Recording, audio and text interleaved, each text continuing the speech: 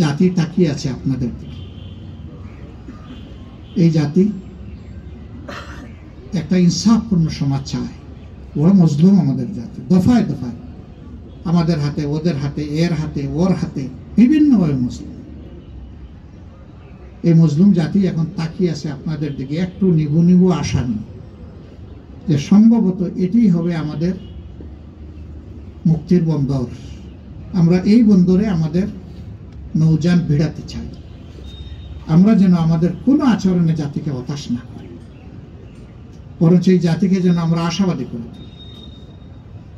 যদি আমরা এইভাবে মানবতার খেদমতের জন্য নিজেদেরকে পেশ করতে পারি, শুধু ওই বইয়ে লিখে দেওয়া, গঠনতন্ত্র লিখে দেওয়া অক্ষরগুলো নয়, বরঞ্চ কোরআনে লিখে দেওয়া প্রত্যেকটা অক্ষরকে আত্মস্থ করে তার উপর যদি আমরা আমল করতে পারি, ইনশাআল্লাহ ইনশাআল্লাহ বাংলাদেশ জান্নাতের একটা টুকরায় পরিণত হবে।